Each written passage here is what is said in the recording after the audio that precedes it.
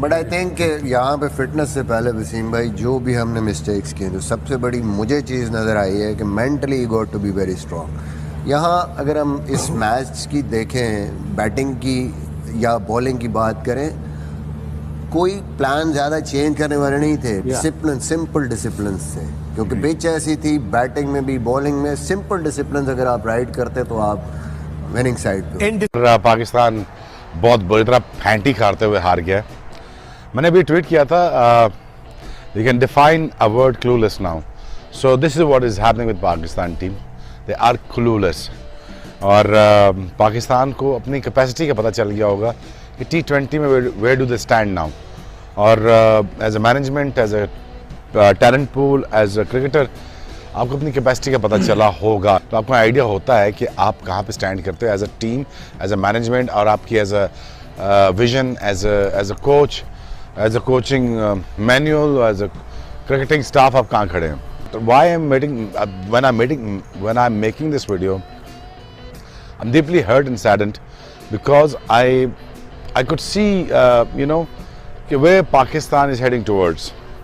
सो मुझे तकलीफ हो रही है कि Pakistan being a number 1 T20 team, it is actually verge of declining once again. अब यहाँ से अब क्या करना पड़ेगा? अब I'm just out of the words right now. I don't know what to say. तो बहुत सारे नए प्लेयर्स को खिला दिया।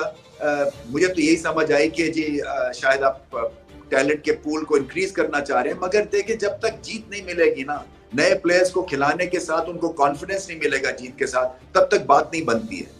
और पाकिस्तान को इसमें सोचना चाहिए आगे चल के कि क्या इस तरह से नए प्लेयर्स को खिलाने के चक्कर में आप मैचेस हारते जाएंगे और फिर से वही चले जाएंगे चैंपियंस ट्रॉफी से पहले, जहां आपका कॉम्बिनेशन ही सेट नहीं हो रहा और आपको आइडिया नहीं हो रहा कि कौन फॉर्म में कौन नहीं है, किसको खिलाना है, किसको नहीं खिलाना है। पहले तो ये आपको देखना है कि क्या आपने हाथ सही रखा है ऐसे प्लेयर के पे जिसके पास टैलेंट है और जिससे आप उम्मीद लगा सकते हैं कि ये हमें 5 साल का एक टैलेंट मिला है और ये 10 साल का टैलेंट मिला है। मुझे नहीं लगता है कि इस लेवल का अभी इस सीरीज में आपको कोई टैलेंट और पोटेंशियल मिला है। सो हारने से फिर वही होता है कि आप दोबारा से आपको स्टार्ट लेना पड़ता है।